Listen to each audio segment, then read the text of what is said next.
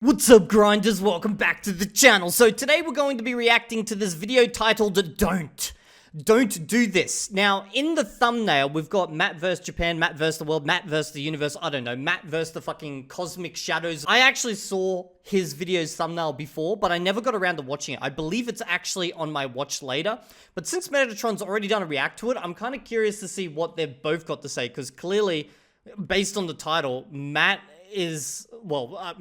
is in disagreement with what Matt's got to say.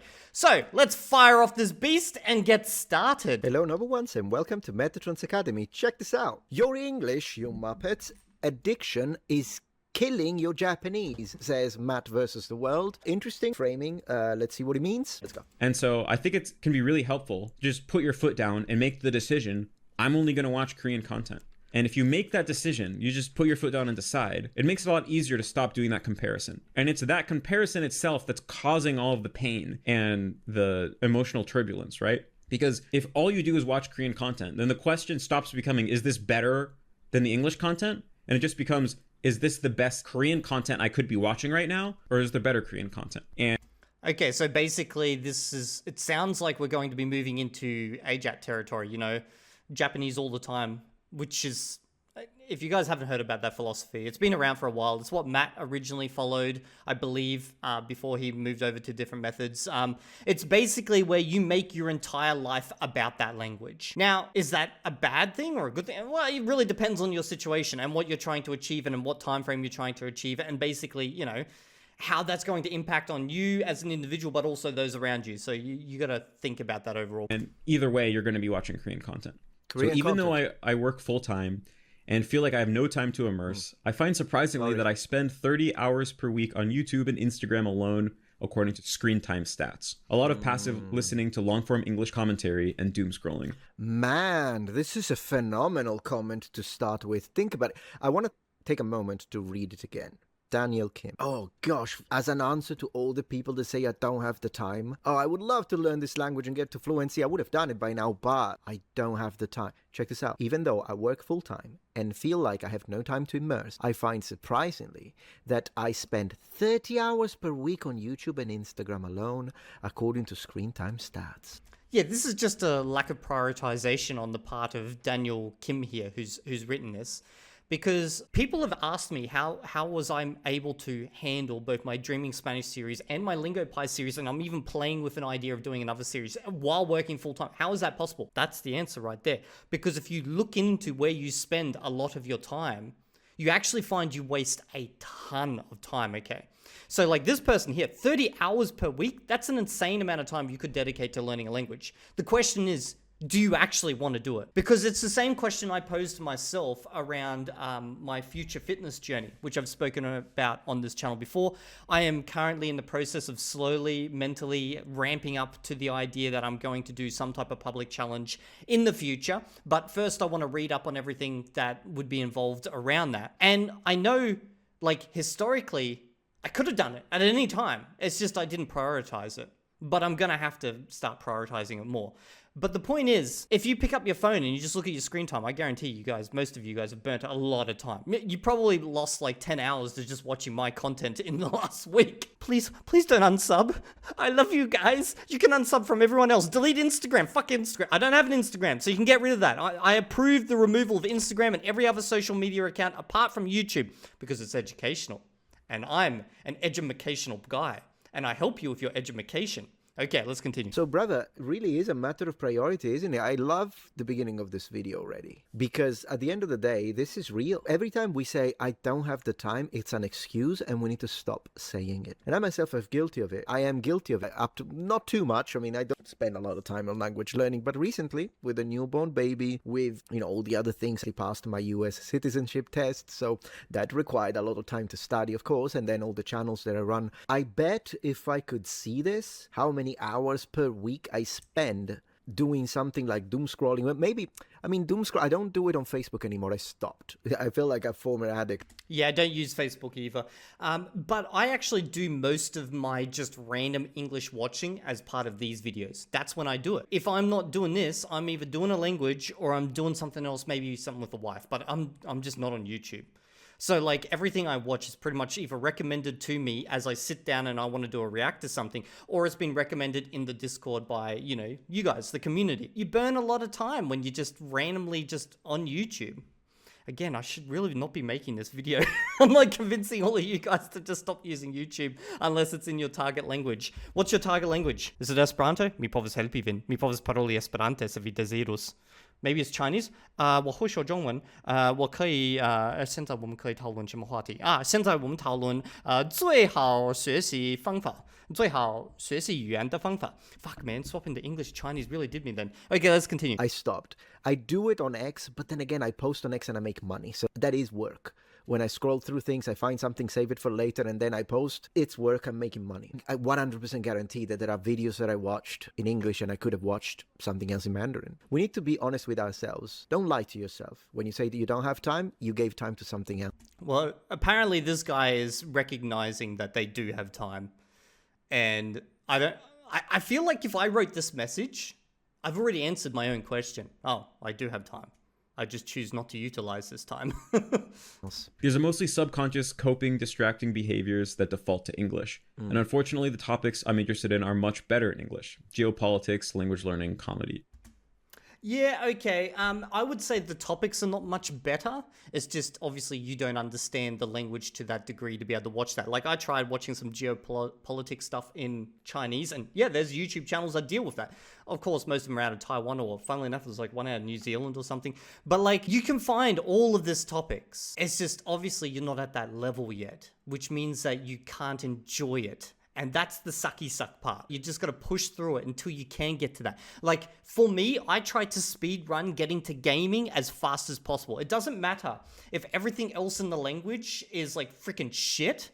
Like if I'm just terrible at having like a daily conversation or, I don't know, like ordering a taxi or something, it doesn't matter. As long as I can get to gaming and I can figure out how to say chimera in freaking Chinese or Esperanto or whatever, that's good. That's fine. Because that's a word I need in order to watch the type of content I do enjoy watching, which is gaming content. Do you have any tips to change the default coping content to the target language? My roadblocks are that I find a lot of content I get fed in my Korean-only YouTube account to be uninteresting. Couple vlogs, interviewing cooked bachelors, comedians interviewing idols, Korean looks maxing, etc. I tried a YouTube channel.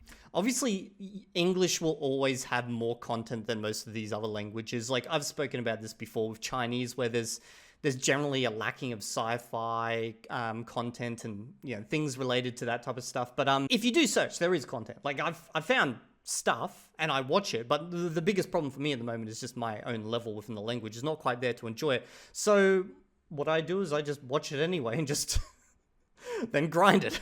Do a little bit by little bit. Keep going back and keep going back. Okay, I got a great quote. I got a book of quotes here, guys. So, Jesus Christ. Okay, here's my random book. I write down quotes that I regularly read in the morning to myself to keep me on point with what I'm trying to achieve in my life, okay? So I've literally got a comment about this. Okay, let me just find it. Laziness is the habit of thinking about the cost of things instead of thinking about the outcome. Jesus, can't even pronounce English now. And apparently that's attributed to Scott Adams. Now, the reason I wrote down that comment is because every now and then we think, oh man, this is so hard. I need to do another 2 hours. I'm not going to understand anything, blah, blah, blah. And that's essentially laziness because you're just bitching and moaning about the fact that you can't do anything with this thing yet.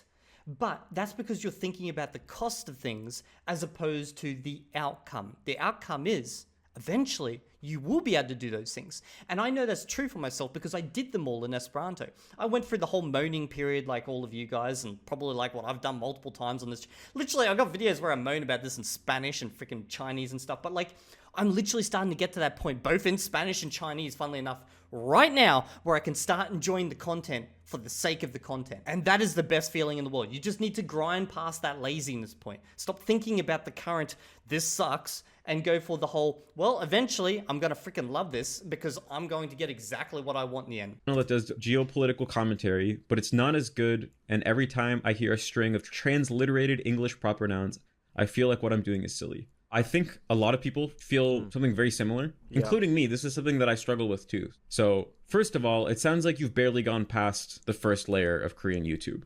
And the first layer of YouTube for most people is always going to suck. Like, Is it the first layer or is it just his level? Like, I think that's probably the most important thing. Because once you get to, like, a better level within a language, you naturally break past this first layer. Imagine if you just made a brand new English YouTube account. What you would get recommended at first was, like, generic English news that you probably don't care about, like Mr. Beast related content, pop music content, celebrity news garbage. Some people are going to like that stuff, but there's a good chance that if you're finding all these types of content you're describing as, like, not what you're interested in, there's a good chance that even on default English YouTube, you wouldn't find that interesting either. So you have to kind of dig to find the content that you actually like. So what I think about it is, you don't have to actually do this. You can do this as a thought experiment. But if you go and get on a train in Korea, there's going to be Korean people of all walks of life, you know, all age, riding that train. That girl's not Korean. Is she Korean? That girl right there with the red headphones. She's not Korean. Okay, I found the Among Us. And so there are going to be smart, educated adult men watching YouTube. What are they going to be watching, right? Are they going to be watching these looks massing videos and, like... Some of them will be.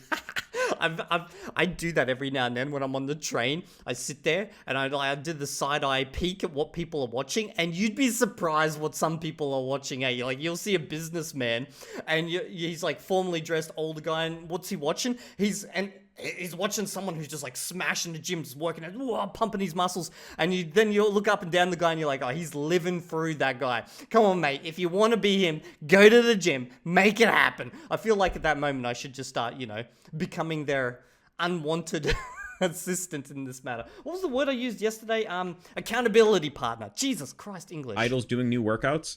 Some of them will, but probably not. They're probably going to be watching some kind of intellectual content or people talking about intellectually stimulating ideas. You just have to go and find what those are, because that's not going to be the default first thing that YouTube recommends to you. It's actually very good advice. Don't rely on the algorithm slop. It's interesting how we are kind of latching on two different aspects of what is comment. Comment was very dense in a positive sense. So it's latching on to what probably, the kind of YouTube content that you found is not interesting to you. You're going to spend some time. And I would say out of those 30 hours a week, you probably don't need to spend more than 2 hours to really sit down, find the stuff you like for later, save them, and then you can watch them. Maybe even a movie. I enjoy the idea of watching a movie. There is a lot of conversation back and forth. Usually you can turn on subtitles. So movies are great. Movies are fantastic if you are into the movies, that is. But whatever. One thing I loved watching a bit earlier in my journey with Chinese was, you know how you see those videos about, like, is this a ghost or is it not, and it's just like, it's a compilation of, look at this grainy security camera footage as this ghost kind of comes into existence and then disappears. Like, I'm literally an atheist, okay? But I don't know why, I'm just fascinated in all things spiritual or possible spiritual, just because, like, I want to know, so I watch this type of stuff. So I just watch it in Chinese, because they always talk slowly, clearly, and it's like a little bit spooky, and it's the same type of content. I just literally swap over the language. Like, it exists, it's there. Like, whatever you watch, you will find it in your language, unless, of course, your language is like absolutely tiny, and then, well, it sucks to be you. But I understand that, because literally I'm an Esperanto speaker. Been there, done that. But for me, instead, the focus would be the loss of time. 30 hours, it's a fantastic slap in the face to wake up when it comes to the idea of people saying, I don't have time. We're focusing on two different aspects of this, which means this is a really good topic of conversation within the language space. And so you have to go and... But the question is, does he actually want to spend that 30 hours? Or does he like the idea of speaking a language fluently without actually walking the walk? It's like me. I like the idea of me being super buff and fit, okay? But am I prepared to walk that walk? Up until this year, not really. Now, more so. I actually have an inclination to start heading in that direction. Just like kind of expand, my horizons in a way.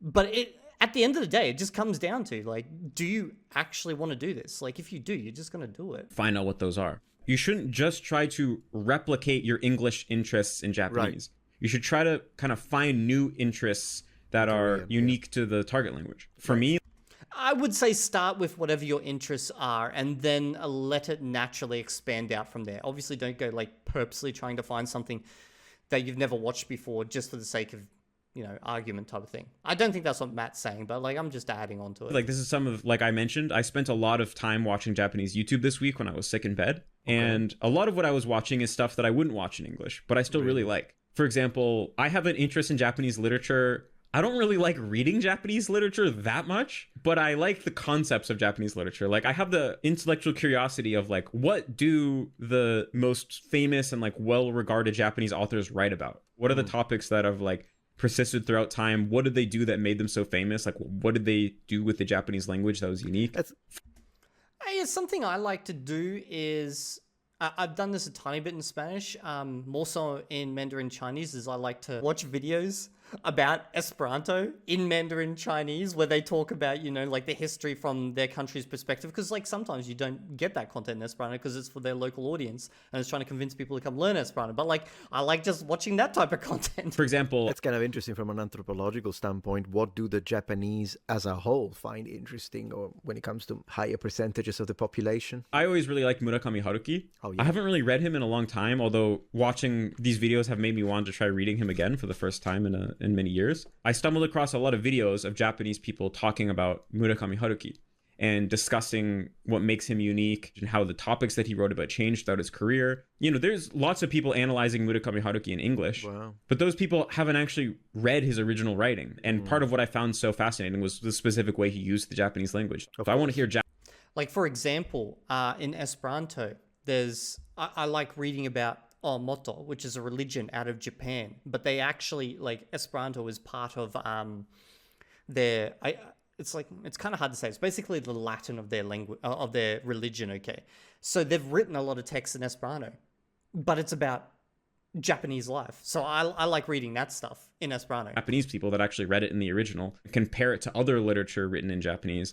Oh, by the way, that stuff is translated to English, but I just prefer it in Esperanto because that's what they originally wrote it in. It's very interesting. For me, I guess it depends. I do tend to watch content both in English and in Japanese or in Mandarin. Like one thing I absolutely love, guys, I love it. I don't know what to tell you. Maybe I need professional help, but I love watching people play horror games, like the Let's Players, but I love doing it in multiple languages because then I learn. I'm exactly the same. I fucking love horror games in Mandarin, Chinese, and Spanish. Love it. Bruh, totally. And expressions that have to do that pertain to the gaming world. Not necessarily only, like I'm not talking about whatever kiting or whatever expression you use in that it's gaming only, but I am actually talking like a tank, a DPS, glass cannon. I'm not talking just about that, but I'm talking about expression, like what on earth is happening and stuff like that. But then it's how would they say it? And then I hear a native use it. So I love it. But then again, neither of these languages is my first language, right? So this is probably why we're having this distinction, because of course for Matt versus Japan, English is the first language. For me, it's not. For me, it's like my second and third or second and fourth. I'm not trying to flex on the number of languages. It doesn't matter. I'm just saying, would I watch the same stuff in Italian? Probably not. I would not watch. I guess the question is, do you actually consider... Because, like, you've lived with English so long now. You work with English. You have an English channel. Your wife is an English speaker. You live in America. Do you still consider yourself primarily Italian in your thinking, or primarily an English speaker in your thinking? Because like that does happen with time. You do change if you spend more time in another language. So maybe this is just a case, like I'm just asking questions randomly out here, but maybe this is a case of where you just Italian's your heritage, but not really your life. Players playing horror video games in Italian. Man, I just realized that. This is interesting. This is like therapy for me, figuring out my own thought processes. And hear them talk about their analysis of it, especially people that like do this for a living and can do that at the highest level. Listening to that was really fascinating for me. Some of the analyses I heard of Murakami Haruki, I'd never like thought about those perspectives myself. And another example is, you know, overall, I'm not like the biggest fan in the world of Japanese comedy, but Japanese comedy is actually really broad. And one of the ones that's pretty easy to get into is the subgenre called ogiri, which is basically a kind of competitive form of Japanese comedy where, you know, I won't go into it too much, but basically someone comes up with a topic, kind of like a question or like a fill in the blank type of sentence. And then a bunch of comedians compete to try to see who can fill in the blank or answer the question in the funniest way possible. And they'll do this like back to back to back. So they'll try to be like, how many unique answers can you squeeze out of one question or one? Kind of sounds like a more sophisticated version of stand-up comedy. Fill in the blank. It's nothing like American comedy, but it's still pretty funny. The longer that you spend in the language, the more you discover these unique things that you like. Yes. And then you become invested in it. It kind of takes an upfront investment to kickstart this process of Yeah, 100% I agree with that. That was my experience with Esperanto. Finding the things that you're going to like. I'm starting to get there now with Mandarin Chinese. Obviously, if you've seen my gaming series that I have on this channel where I'm playing World of Warcraft, I don't think I will be doing gaming in English anymore. Just because I just enjoy doing it with other people in Chinese now. I'm telling you this much. You know, playing video games like Conan Exile or Valheim and starting to switch them. So I play it in Italian, play it in English, play it in Japanese, play it in Mandarin. I actually got fixated with metals. Like I was already interested in metals when it comes to like medieval armor and weapons or the ancient period and Bronze Age, copper. So it was already something I liked, but it was learning the words in different languages that actually got me to an area of obsession. Like now I actually collect ingots of like pure copper, bronze, all the different alloys, which is once again another weird thing, I suppose. But I did learn how to say these metals in all these languages. So will I ever... I want to expand on this, okay? Because I've kind of done a similar thing, not with like physically collecting ingots or anything like that, but every now and then, like when I'm playing a game, let's say it's like Chinese and I learn the word for, you know, whatever this material or something is in Chinese, I then instantly think, do I know this in Esperanto? And if like for some random reason I don't know it, because obviously it's not something I've had to deal with in the past, I then go and learn it in Esperanto. Because like I feel like, oh, just punched my mic. I feel like everything has to be, you know, I need to know it in every language. So if I know it in one, I have to know it in the other. Like it's not right. And then obviously I would feel the same about Spanish, but yeah, got a little bit of an issue with Spanish where I'm not allowed to look up things. Even need it? Maybe not, but then again, I do play these games, so I guess I need it as part of my hobby because, I mean, we do need to say it. If I'm playing with someone who speaks the language, we do have to say we need to go and get some copper to produce a new shield. That are totally new, and going and uncovering the content that's going to appeal to you. Cool. It's probably not just going to be the default content that shows up as the first thing. Fair. I think spending a little bit more time to dig beneath the surface to find the stuff that you're going to like. The other thing is, if you're learning this language, you should extract joy from the language itself, separate from the content. Very For me important. personally, you know, right now I'm trying to improve my Japanese a little bit. So when I hear a well-formed sentence in Japanese, it inherently brings me joy. Here were just two sentences that really stuck out in my mind when I was listening to Japanese YouTube this week. Let's see. Someone was talking about social media and how social media algorithms are basically optimized for engagement. And that's how we'd say it in English, right? That's a common way to hear it. Social media algorithms are basically just, they're optimizing for engagement, right? But what he said is, content on social media, 面白い順に並ぶ. 面白い順に並ぶ. Wow. Yeah, there we go. New expression. Matt versus Japan's level of Japanese is extremely high, so there you go. 面白い順. What's it mean? Translate! Let us know down in the comment section. God damn, I gotta learn Japanese. 並ぶ. That's the specific expression he used, which literally means, narabu means to basically to line up and get in line. So he's basically saying like posts on social media get in line in order of how omoshiroi they are, which basically means like how entertaining they are. Yes. And that's just like a way to conceptually frame the same basic idea in a way that I never would have thought of. And it's one of those expressions that you have to learn for natives because otherwise you will just try to say it in the way you say it in your own language, which basically ends up creating a skin. You're not actually speaking Japanese. You're speaking English with a skin of Japanese. I've spoken about this many times before, like reskinning a language. This is actually one of the issues where if you use like AI to help you, you know, translate sentences and ideas and concepts, it will translate them a lot of the time, but you need to be like, you need to even say things like, how would a native say this idea, as opposed to, you know, just how do you say this in, say, Japanese? Because it will translate it to Japanese. Doesn't mean that's what a Japanese person would say. So you should always like dive in a little bit if you're not too certain. I've got one in my head I've referred to a few times on this channel, but I have a similar experience where in Esperanto. So in English, we will say, and this was back when I was doing business in Esperanto, okay? So in English, we'll say something like vesting shares. And what are vesting shares? Okay, so vesting shares are shares that you will slowly get over time as long as you keep working for the company for a set period of time. So let's say you get 100 shares in 5 years. Assuming you stay the whole 5 years, you get the 100 shares. But if you drop out, you know, halfway through, then you get 50 shares. So they're called vesting shares in English. Now, you can try translate that to Esperanto, but that would translate very, very badly. In Esperanto, what we would say is plenigotai akcioi, and that actually means going to be fulfilled shares, or shares that are going to be fulfilled.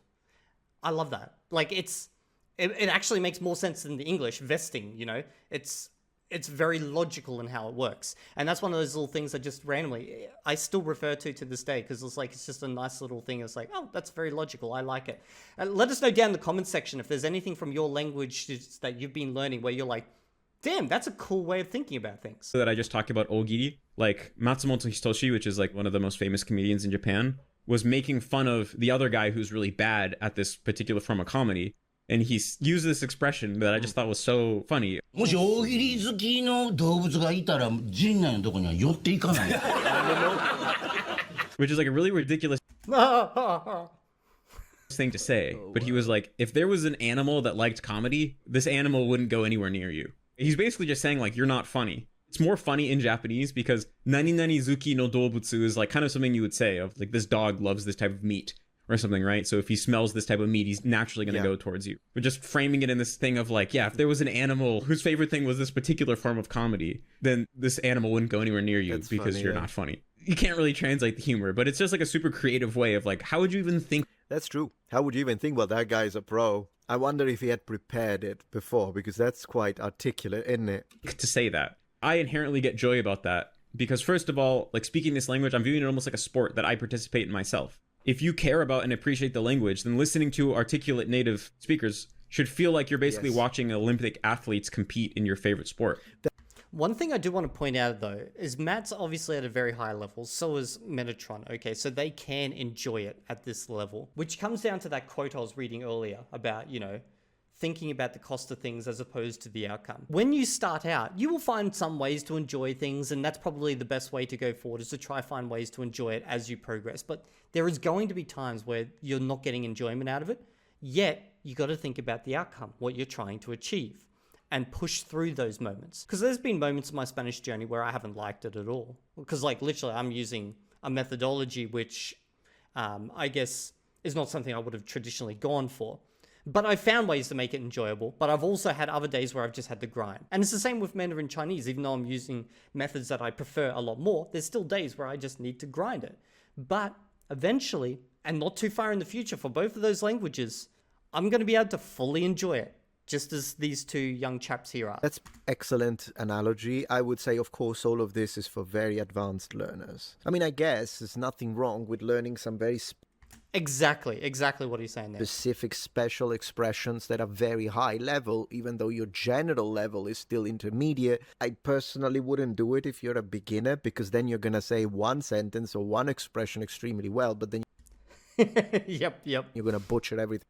The reason I laugh at that is because if you do that and you pull off that one sentence flawlessly, the assumption in your level is going to go up, and then they're just going to smash you with full-on speech, and you're going to be like, I'm sorry, I was faking it. I'm not real. Around it. I mean, get the basics first, but unless you're having fun with it, because remember, fun is the catalyst. If it's Fun is important, but you still need to work. fun to you to learn while you're still struggling to get a freaking simple sentence out, but it is really fun for you to learn how to say single-celled organism or photosynthesis, then do it. You know, as long as I'm so terrible for this. I learn all the most useless words. Obviously, I spoke about the gaming side of things, but I'm the type of person where you're like, okay, Evildea, this is how you say the verb to support in your language. And I'm like, fine, I'll learn it. Like, great. I guess I'm going to use this word like probably every single day, but I'll learn it. Like, I have no energy towards it. But if you're like, hey, Evildea, we're going to learn the word for proton, I'll be like, oh boy, I'm never going to use this word. Let's memorize it.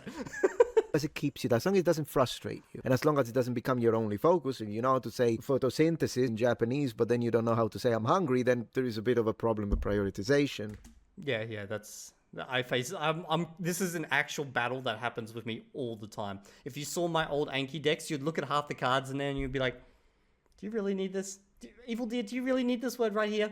Come on, be honest. When are you going to use that? And I'll be like, well, there's a one instance where if I happen to be in, you know, in a nuclear zone and I have to talk about that type of, you know, enriched uranium, like... But if it's something that keeps you engaged with the language, then by all means do it. On one hand, you can just marvel at the greatness. Yes. And there's a certain joy that comes from that. Yeah. And there's the perspective of like taking notes in your head and being like, oh, I can use that move. You're like studying them, right? Of like, that's a really good move. I'm going to use that myself, kind of thinking about what you could incorporate into your own speech and things like that. Yes. And that adds an additional subjective element of value beyond just the content itself. And I don't get this from English because I don't trying to get better at English or learn English. So I don't really care as much. So this is a whole Yeah, I understand that one, Matt. I'm not trying to get better at English either. I'm a C2 level. Don't need to improve my English at all. extra element of joy that I get just from the Japanese content. It does happen with your own first language, though, sometimes too. If you hear people who are extremely highly educated and they speak in a way that you're like, man, the way he put it, beautiful. Or like, I have my own favorite words in Italian, just like I have my own favorite words in English, and maybe I should make a video about that. But anyways, yeah, for sure, I understand where he's coming from too. And the other thing here is I think there's this mental block that I know I've experienced as well, where you specifically mentioned that hearing the translated English proper nouns makes you feel silly. Where you're just kind of like, okay, I'm basically listening to something that's getting translated into the target language. The information has a superior form in English. The Japanese version or the Korean version is like a translated or not as high quality presentation of the same information, and I understand it less. So I'm just having an inferior experience. Yes. I could go watch first class content in English and like... I've got an interesting one I encounter, and maybe this is Mandarin specific. It's like names of things, places, and Mandarin Chinese that always messes with me. Because like, for example, with Spanish, when you hear a name or a place, you're like, it sounds like what you would expect in English. So you just kind of know it. You don't need to go learn it. You hear it and you move on with your life. But Mandarin Chinese, you hear something and you're like, what is that? And then you go look it up and you're like, oh, it's just the fucking name for New York. Like, I'm just giving an example. Okay. Like, New York would actually probably be an easy one because that's like New Year. But even then, like, if that's the first time you ever heard it, you'd be like, what is that? And you go look it up. But if you hear that in, say, Spanish, you would just be like, oh, it's New York. Or even Esperanto, oh, it's just New York. So that kind of annoys me, especially when you're trying to watch something and there's so many names. Because you're like, oh, God damn it. Like, you waste so much mental energy trying to, like, track all these very similar sounding names. Enjoy it all the way and understand it effortlessly. Or I could struggle to understand this kind of shittier version of it. And so then you just feel like, this is stupid. Why am I watching this inferior version? But the thing is, you're not just trying to absorb snippets of information. If all you cared about is, I need information, then yeah, go watch the English, whatever. But Good point. It's language learning. You have to remind yourself that it's language learning. You're trying to get better at Korean. Yeah. Actually, this is the one time where I don't feel like I'm wasting time. If I go watch a gaming video in English, I actually feel like I'm wasting valuable hours of my day because that's time that I could be improving myself in some way. I always think from the perspective of how to improve myself. So if I then go watch that and say Spanish, I actually enjoy it more because I'm not thinking about, oh man, I'm wasting time, because I'm literally learning a language while I'm doing it. Or if it's Mandarin or Esperanto, it doesn't matter. I think I have the reverse thinking here, where if I do it in my native language, that's a waste of time.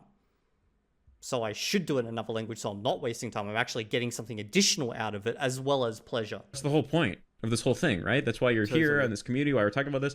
You want to be able to understand and converse yourself about these topics in Korean. Watching the Korean version is what's aligned with your goals. That's what's going to make you better understanding Korean, better at talking about these topics yourself, because you're going to learn how they're going to talk about in Korean. It's going to make understanding Korean more effortless. So why would you feel silly about that? Like, you should feel silly about doing it in English when that's not what's aligned with your goals. And you should feel silly about doing it in English during study time, because otherwise during your off time, I mean, you can do it.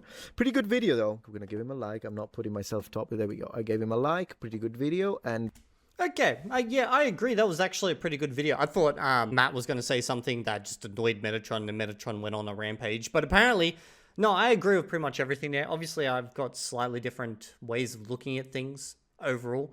But yeah, good. So if you guys have enjoyed this video, this react, let me know down in the comment section. Make sure you hit the goddamn sub button. I always forget to ask, but then again, only 5% of you are still watching by this point. And I'll see you all in the next video. And if you're not there, well then you're going to be learning the most intricate and interesting ways of hearing about your demise via your target language.